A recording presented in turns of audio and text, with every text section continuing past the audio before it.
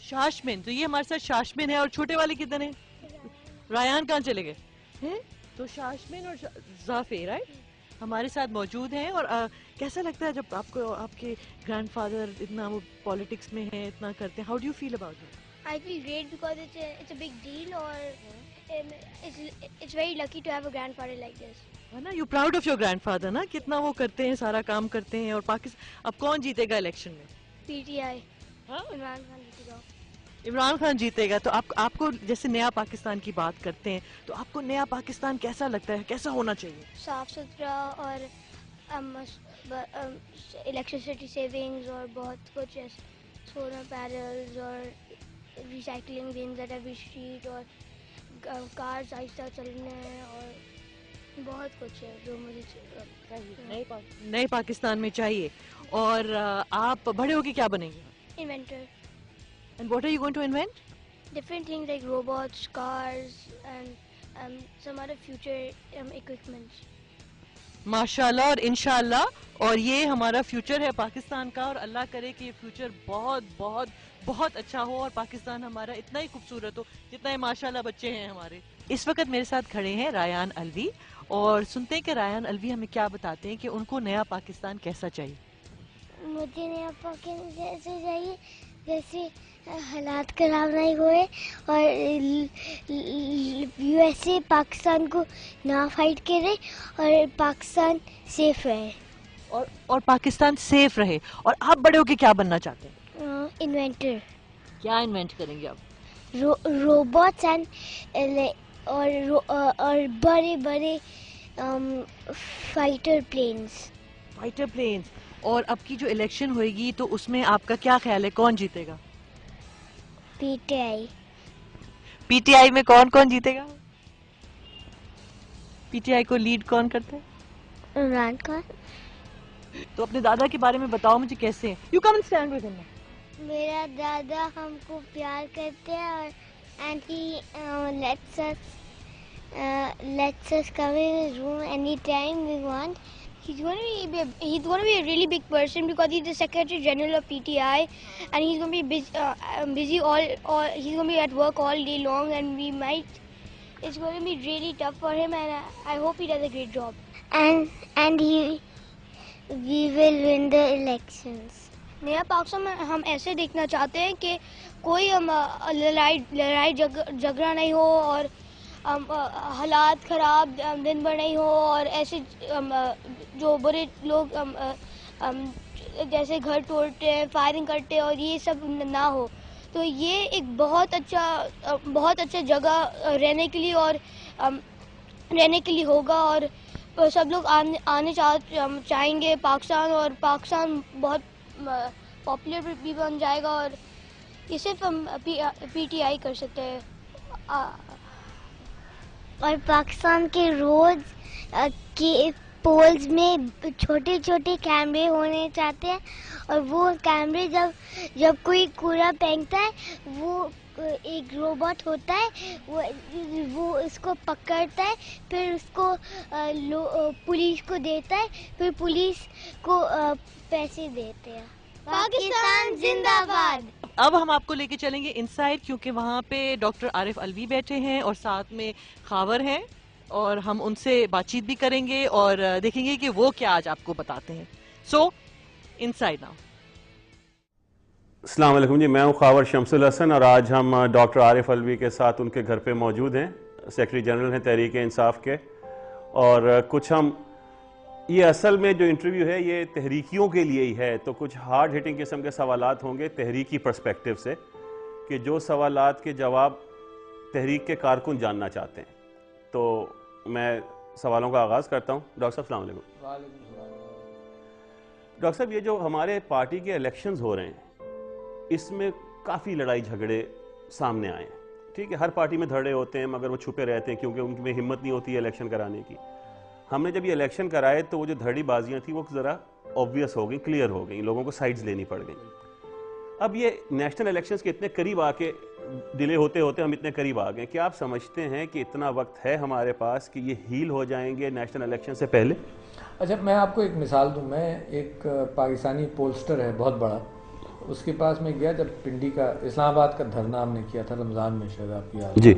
तो मैं उनके पास गया। मैं ये सिर्फ पता करने गया था कि ओपिनियन सर्वेज हमने कराने, पार्टी के हवाले से कुछ मदद कीजिए, कुछ बताइए। अच्छा, उसी गुफ्तगू के अंदर मैंने उनसे ये कहा कि यार हमारे यहाँ तो हमारा बड़ी मुश्किल पड़ती है, ये इलेक्शन से बहुत पहले की बात हुई, सही, हमारे यहाँ बड़ी मुश्किल पड़ती है, लोगों की लड़ाइयाँ हैं, उनको हम सॉल्व करने जाते हैं। तो उन्होंने कहा जनाब अगर आपने लड़ाइयों को दबाना है तो आपको जमात इस्लामी या कोई ऐसी जमात बनना पड़ेगा जो बिल्कुल ही इंट्रोवर्टेड है, जिसका बाहर और अवामी इनपुट नहीं है। सही। अच्छा, अगर आपको अवामी पार्टी बनना है तो इन सब चीज़ों को छोड़ दें, कोशिश कर लें, मगर इस पर ज़्यादा अफसरदा भी ना हो, क्योंकि इन लाखों लोगों को जो जमात लेकर चलेगी वहाँ इस बात का इम्कान होगा कि कॉन्फ्लिक्ट होगी, कभी लड़ाई हो जाएगी। अच्छा, और ये इंसानी फितरत है, कोई अनोखी बात नहीं है। यानी एक बस के अंदर आप 50 आदमियों को अगर 10 दिन बिठा कर कहीं ले जाएंगे तो उनमें भी कोई ना कोई लड़ाई हो जाएगी। कोई कहेगा मैं यहाँ चाय पीने के लिए उतरूंगा, कोई कहेगा यहाँ नहीं उतरना, आगे जाना है। तो these are conflicts which are human conflicts. और पाकिस्तान के अंदर जो फ्रस्ट्रेशन नौजवान के अंदर है तो लिहाजा उसका टेम्पर भी ज़्यादा है। यही चीज़ आपने सोशल मीडिया में देखी, जी हाँ, है ना। सोशल मीडिया तो पाकिस्तान की समझ में नहीं आया ना, आया तो तहरीक इंसाफ की समझ में आया। बिल्कुल बिल्कुल। शुरू तहरीक इंसाफ ने किया यार, जी हाँ। क्रेडिट्स में हमें फख्र होता है ना। जी बिल्कुल बिल्कुल। 0002 सोशल मीडिया, जी। किसी को अंदाजा ही नहीं था कि क्या होगा। बिल्कुल सही कह रहे हैं। तो सोशल मीडिया भी लोग जानते नहीं थे। सोशल मीडिया एक चाय खाना है ना, जहाँ हर आदमी जो मर्जी आए कहता है, इनकॉग्निटो कहता है ना, बिल्कुल सही। और कभी किसी रूप में कहता है, कभी छुपकर कहता है। अच्छा, हमारा सारा प्रेस और सारा टेलीविजन मीडियम भी उसको नहीं समझा, उन्होंने हमें बुरा भला कहा। जी हाँ, है, हालांकि कैफियत ये थी कि अक्सरियत तो 90% सोशल मीडिया में तो हमारे लोग हैं, हमसे इंस्पायर्ड हैं, मगर आज़ाद हैं। सही है, जब वो आज़ाद हैं तो उनकी जो भी माहौल, जिस माहौल से वो अपने मुल्क का फ्रस्ट्रेशन का इजहार करते हैं, तो जो भी उनके आइडियल्स के खिलाफ बात होती है उसमें बुरा भला भी कहते हैं। उसी तरह से पार्टी इलेक्शंस के अंदर भी इस बात का इम्कान है कि धड़े बने और टॉलरेंस लेवल कम है, फ्रस्ट्रेशन ज़्यादा है, उनमें फिजिकल लड़ाई भी हो। और फिर तुम तसव्वुर करो कि 1 करोड़ 5 लाख हमारे मेंबर बने, फिर एक आईडी कार्ड जिसके पास है उनकी लिस्ट छोटे होते होते 75 लाख हो गई। 75 लाख में इस बात का इम्कान है कि कोई गरीब होगा, कोई पैसे वाला होगा, कोई जाहिल होगा, अनपढ़ होगा, कोई पढ़ा लिखा होगा। और पाकिस्तान के अंदर मुख्तलिफ सोशल क्लासेस के कल्चर्स भी डिफरेंट है ना, मगर सियासत में हम सब बराबर हैं। सही है ना। तो इस बार लड़ाई झगड़ों से कोई परेशानी की बात नहीं है। अच्छा, मगर सुने, बहुत बड़ा टास्क था फहरिस्तें बनाना, 75 लाख की फहरिस्तें बनाना बहुत बड़ा टास्क है भाई जी, साहब। बिल्कुल बिल्कुल। 8 करोड़ की, यानी 10 टाइम्स मोर इलेक्शन कमीशन फहरिस्तें बना रहा है, पिछले 10 साल से बना रहा है। जी हाँ, और उनके पास पूरे नेशन की रिसोर्सेज हैं। हाँ, पूरी नेशन अरबों रुपए से बना रहा है। जी हाँ। हमने तो लाखों में इन चीज़ों को मुकम्मल किया होगा ना। तो ये हमारे लिए लर्निंग एक्सपीरियंस था, मगर I am so proud of that. अल्लाह का इतना बड़ा हमने काम किया है ना कि अपनी पार्टी के अंदर इलेक्शन कराया। अब पाकिस्तान में लोगों को कॉपी करना पड़ेगा, इसमें कोई शक नहीं कि बहुत बड़ा काम हुआ, बहुत बड़ा काम हुआ। लेकिन एक परसेप्शन क्रिएट हो रही है कि कुछ बेलगाम सी होती जा रही है तहरीक इंसाफ।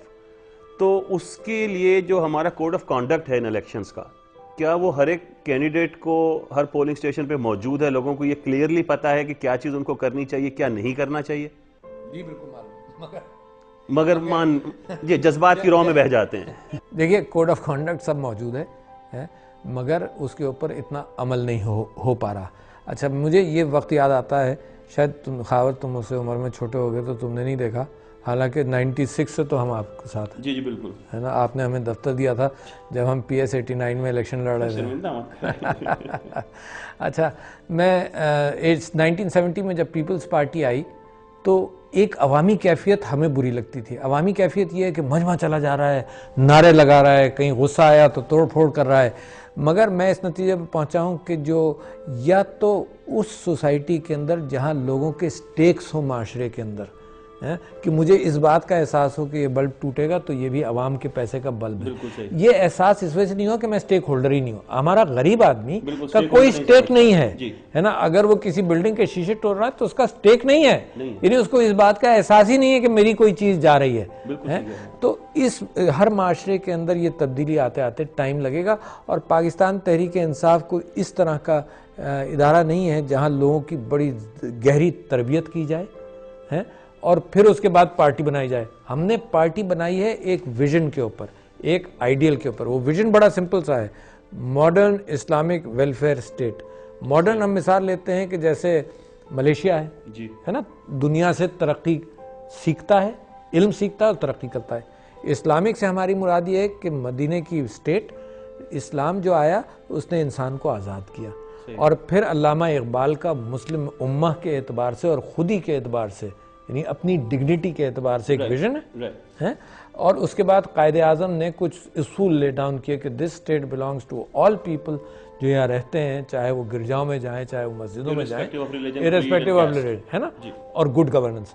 अच्छा, और वेलफेयर से मुराद ये है कि खावर ज़रा तसव्वुर करो कि इंसान ने इतनी तरक्की की, उसके बावजूद अगर मेरे मुल्क में कोई आदमी तकलीफ में रहे या मर जाए है बीमारी से, सिर्फ इस वजह से कि उसके पास पैसा ना हो, तो ये बड़ी शर्म की बात, बहुत शर्म की बात है। सिर्फ इस वजह से कि पैसा नहीं है, वो मर जाए, तो ये स्टेट की रिस्पॉन्सिबिलिटी। तो वेलफेयर मैं वहां से लेता हूँ, है ना, तालीम ये सब कुछ दें, और ये स्टेट की रिस्पॉन्सिबिलिटी। मैं इसमें बिल्कुल, चाहे ये सोशलिस्ट आइडियल हो, आई डोंट केयर, मतलब ये हमारी जिम्मेदारी है ना। अच्छा, फिर स्टेट के हवाले से dignity of in the community of Nations, यानी स्टेट के हवाले से दुनिया में हम हकीर कौम नहीं कहलाएं, हम बाइज्जत कौम हो, हम बेकारी नहीं कहलाएं, हम दूसरों की डिक्टेशन पर नहीं चलें। अच्छा, ये ख्वाब एक हायर लेवल पर भी है, और निचले लेवल पर जो वेलफेयर का ख्वाब है वो आम आदमी के लिए है कि the state should be responsible. यार 60 साल हो गए, बल्कि स्टेट जो जिम्मेदारी पूरी करती थी उससे भी कम होती जा रही है। यानी कि हम जो है 2013 की पीपल्स पार्टी बन के उभर रहे हैं, रोटी कपड़ा मकान अब हम देंगे लोगों को, हम देंगे, वो देने के काबिल ही नहीं है, वो तो दे नहीं सके, उन्होंने जो था वो ले लिया, उन्होंने तो जो था वो ले लिया। वाकई, यानी इसके अंदर, यानी पीपल्स पार्टी का अगर आदमी का जो सुनता भी है माशरे में, वो ये जानता है कि वो एक लव अफेयर था उसका भुट्टो साहब के साथ, और भुट्टो साहब के साथ जो लव अफेयर था वो इस वजह से था कि भुट्टो साहब ने एक डिग्निटी दी थी गरीब आदमी को, बिल्कुल सही है ना। मुझे भुट्टो साहब की तकरीर, मैं राइटिस्ट था, मैं लेफ्टिस्ट नहीं था, मगर भुट्टो साहब को मैं एडमायर करता था। भुट्टो साहब की एक तकरीर थी कि मेरे आखिरी तकरीर, जिस पर उन्होंने कहा कि एक कुर्सी बड़ी मजबूत है ना, उस तकरीर में भुट्टो साहब ने ये कहा कि मेरे दौर में हिंदुस्तान पाकिस्तान का सबसे बड़ा वडेरा, जिसके आगे हारी लेट कर आता था मेरे सामने, हारी उसके सामने खड़ा होकर बात करता था।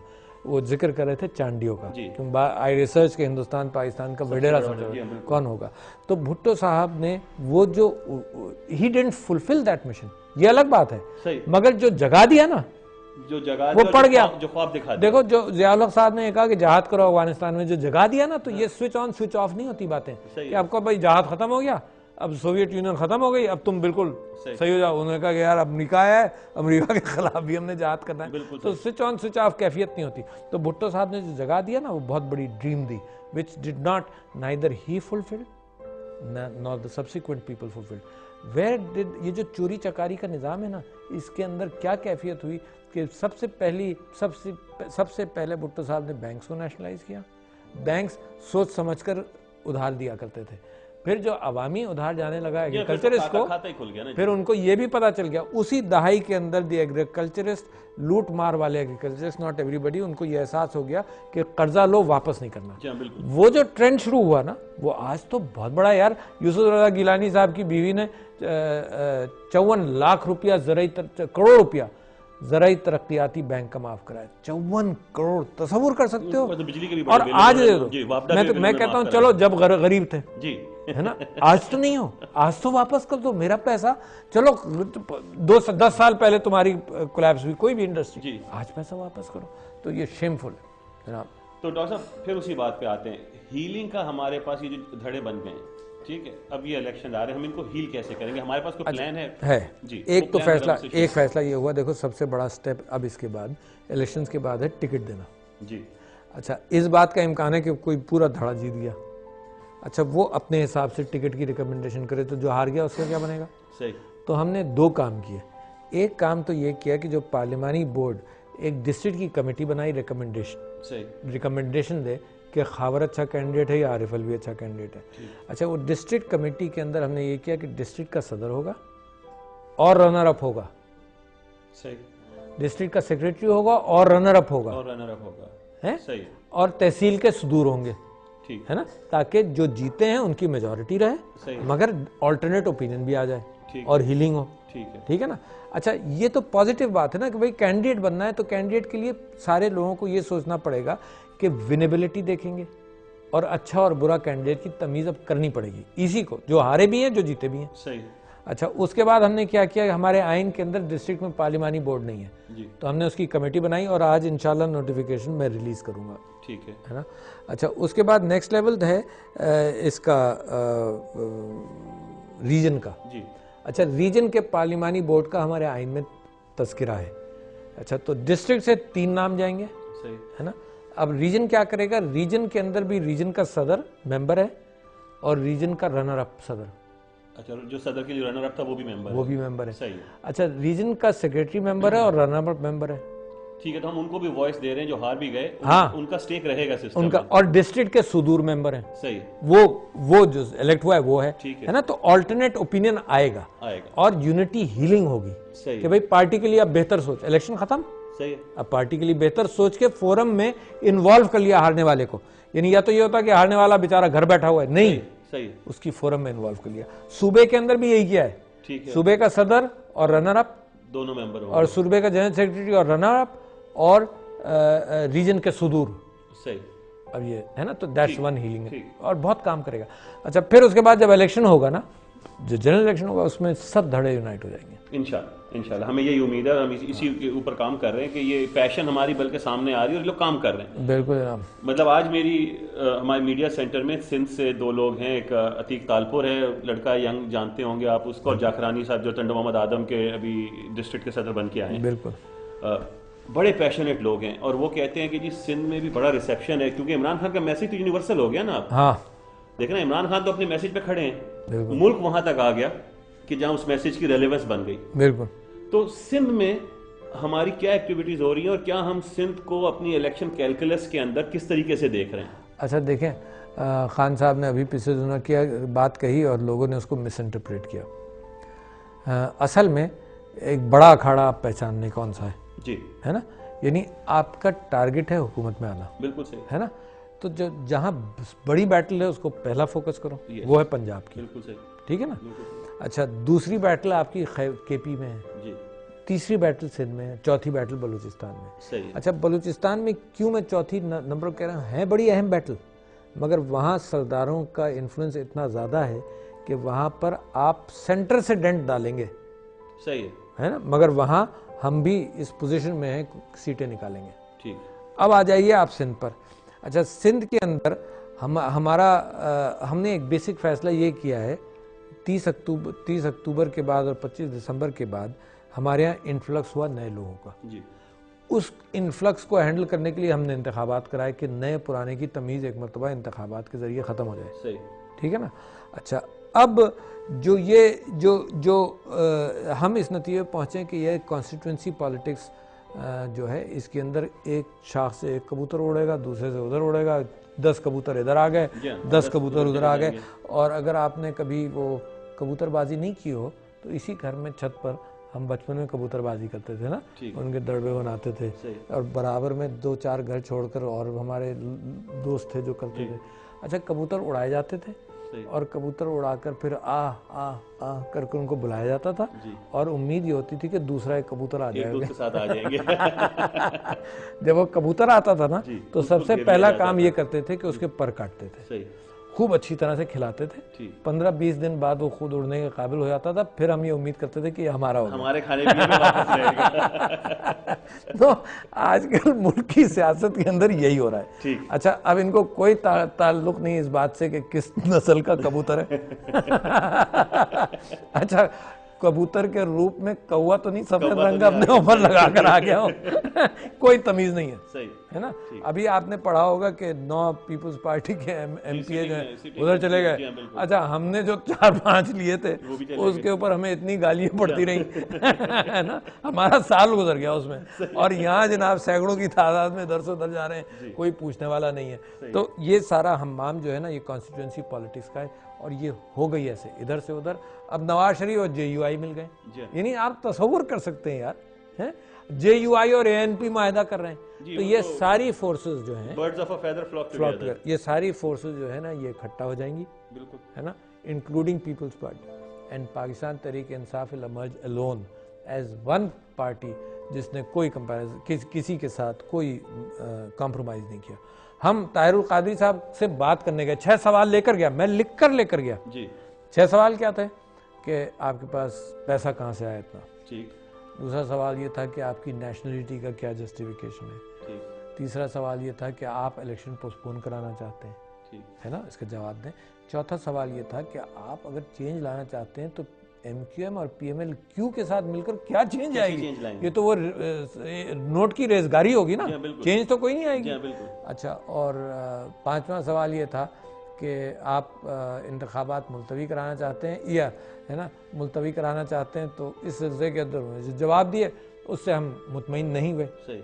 अच्छा, सारे पाकिस्तान ने शरारतन क्रिकेट लीडरशिप ने, पाकिस्तान ने नहीं, क्रिकेट लीडरशिप ने कहा जी इनका इश्तराक हो गया, इनका मायदा हो गया। बिल्कुल, बिल्कुल। ये हम उनकी महफिल से तय कर आए, यानी उनकी महफिल में हम ये कह कर आए कि जी हमारा आपका कोई अलायंस नहीं हो सकता, ये कह कर आए। सही है ना, ये देखिए, ये बहुत इंपॉर्टेंट क्लैरिफिकेशन थी क्योंकि इससे बहुत से लोग perturb कमाल है, यानी कह कर आए, ये तय हुआ। अच्छा, उन्होंने भी फिर ये कहा कि जी हमारे यहाँ भी ये तय है, हम अलायंस नहीं करेंगे, यानी जब हमने कहा तो उन्होंने भी ये कहा, मतलब अपनी इज्जत रखता है। जी हाँ, मतलब लड़की पसंद नहीं आई तो उन्होंने कहा कि लड़के में भी कुछ खराबी थी। अच्छा, मैं एक मिसाल दूं जो टेलीविजन पर, इंसाफ टीवी पर भी दे सकता हूँ क्योंकि पब्लिकली मैं दे चुका हूँ। मैंने ये मिसाल दी, एक चैनल पर इंटरव्यू कर रहे थे लोग, तो यही इशू चल रहा था, तो किसी ने ऑफ द एयर पूछा कि जी ये क्या हो क्या रहा है। मैंने कहा यार विद माजरत टू आर वुमेन फोक, मैंने कहा कि जब लड़का लड़की के कमरे से निकलेगा ना तो सवाल तो होगा जी, है ना, तो हम वहां से निकले तो सवाल तो हुआ हमसे, मगर ये क्या हम जो अमानतदारी लेकर पार्टी की गए थे उसी अमानतदारी से हमने बात की, कोई अनड्यू बात नहीं की। तो ये हमारे ऊपर एक, सुनो, पैसा काम करेगा, पैसा हमारे ऊपर नहीं करेगा, मगर पैसे का रोल बहुत बड़ा है, ठीक है ना। अच्छा, पैसे का रोल जो है वो इलेक्शंस के करीब अरबों रुपया जिन्होंने बनाया है वो अरबों खर्च करेंगे, आप तसव्वुर नहीं कर सकते खावर कितना खर्च होगा। कल मैं कुछ मीडिया के लोगों के साथ बैठा था तो मुझे ऐसी कुछ खबरें मिली कि 100 अरब रुपए मीडिया पे खर्च किए जाएंगे इस इलेक्शन में। 100 अरब रुपए का नंबर ऐसा है कि हम लोग तो शायद अपनी सोच में भी नहीं, मगर आप सोचे, हम नहीं सोच सकते, मगर आपको मालूम है आज ही एक खबर थी कि PIA को 100 अरब रुपए का पैकेज दिया जा रहा है। पहले लूटो जी, फिर पैकेज दो, अच्छा, फिर हुकूमत से पैकेज, मेरे पैसे से पैकेज दो, पहले लूटो दबाकर, सही है ना, सही, फिर उसको सैल्वेज करने के लिए मेरे पास से पैकेज दो उसको, यानी यही स्टील का किया, यही सब कुछ। तो ये गया कहाँ? पाकिस्तान स्टील में इन द फर्स्ट 8 months, अब तो मुझे नाम भी याद नहीं चोरों के यार, कोई था जिसको बनाया गया था ना, नाम भूल गया हूँ मैं, जो भी इंग्लैंड से आया था, उसने जनाब 22 अरब रुपया कैश का काम तमाम किया, 8 अरब रुपए 8 अरब का कैश का काम तमाम किया और 22 अरब के स्टॉक्स, और आज पाकिस्तान स्टील बैठा हुआ है जनाब। यही पाकिस्तान रेलवे में हुआ है ना, लाइनें बेच दी सब कुछ, तो बहुत बुरा हाल किया है और सब ने किया है। ये PPP, PMLN, JUI, ANP, MQM, ये सब लोगों ने दबा कर लूटा है। सिंध की कबूतरबाजी में बात रह गई कि हम कहाँ कबूतर, कौन सा कबूतर हम कौन सा उड़ा रहे हैं, हम फंसा रहे हैं कबूतर कि हम अपने उड़ा रहे हैं कबूतर। अच्छा, हम कबूतरबाजी नहीं कर रहे हैं, अच्छा, वो बचपन वो कबूतरबाजी हम नहीं कर रहे। हमने कहा अवाम को के पास है ना, अवाम से हमने उठाना है लोगों को। सही है। देखो ना, कॉन्स्टिट्यूएंसी पॉलिटिक्स हमारे बस में नहीं है। अगर कॉन्स्टिट्यूएंसी पॉलिटिशियन को हम लाएंगे तो हम कॉम्प्रोमाइज कर रहे होंगे अपने आइडियल्स पर। हमारे आइडियल्स पर कोई आता है जो साफ सुथरा कॉन्स्टिट्यूएंसी पॉलिटिशियन आए, हमारे पास जो लोग आए वो बेहतरीन लोग थे PML-Q के या पीपल्स पार्टी के, शाह महमूद कुरैशी, जहांगीर तरीन साहब, जावेद हाशमी, बेहतरीन लोग थे, है ना। आई हैव नो डाउट कि we got the best crop of the people, है ना। अब हम इस कॉन्स्टिट्यूंसी पॉलिटिक्स नहीं, हमारा काम जो है मूवमेंट चलेगा, बहुत बड़ा मूवमेंट चलेगा। खबर मैं आपको प्रेडिक्ट कर रहा हूँ कि ये 23 मार्च को हमारा ओथ टेकिंग होगी मीनारे पाकिस्तान, है ना। उसके बाद से you will see a grass roots movement जो किसी के काबू नहीं आएगा। नहीं सर, हम तो इसीलिए आए, हम तो तुम आ गए सर। मैं तो अभी इलेक्शन तक बिल्कुल पेशावर तक, उसके बाद फिर 23 मार्च तक, और आपके साथ हैं आप तो मोहब्बत का रिश्ता, मैंने आपसे बताया कि रिश्ता ही ऐसा है। तो डॉक्टर साहब बहुत बहुत शुक्रिया आपका, आपने बड़े तदल्लुल के साथ जवाब दिए और जो हमारे कुछ सवालात थे लोग मुझसे पूछते रहते हैं, मैंने कहा कि I will go directly to the source. तो आपसे पूछ के मेरी भी तसल्ली होगी। अच्छा, मैं चाहता हूँ कि आपका ये जो इंसाफ टीवी है ना, ये भी तरक्की करे, है ना। अब मैं कोशिश करूंगा कि इसका प्रमोशन हमारे जलसों में किसी तरह से हो, तो आप हमारी प्रमोशन कीजिए, करना चाहिए, क्योंकि आप कम से कम हमारे लोगों तक हमारे पॉइंट ऑफ व्यू पहुंचाते रहें। और मेरी ये भी ख्वाहिश है कि सिर्फ हमारे लोग नहीं, अब इंसाफ टीवी को आम आदमी भी और इंसाफ रेडियो आम आदमी भी फॉलो करेगा, इंशाल्लाह देखेगा। एंड आपको मुबारकबाद देता हूँ, आपकी टीम को और जो लोग इसमें इन्वॉल्व हैं। थैंक यू डॉक्टर साहब। ये टीम एफर्ट है, मिसबा लगी हुई हैं, इमरान गजाली शुरू से साथ थे, राव फहद साथ हैं और इंशाल्लाह हमारी टीम बन रही है, हमारी पूरे कैमरा टीम, सब लोग मेहनत कर रहे हैं। कोशिश यही है कि तहरीक इंसाफ की, जैसे भी आपने बताया ना, यही वाकया ले लीजिए, ताहिरुल कादरी से आप मिलके आए, आपका पॉइंट ऑफ व्यू यानी हमारा तहरीक इंसाफ का point of view put across नहीं हो सका मीडिया में, क्योंकि हमें स्पिन दे दी। तुम कोई टीवी चैनल खरीद क्यों नहीं लेते? मैं इस पे सोच रहा हूँ। बहुत शुक्रिया।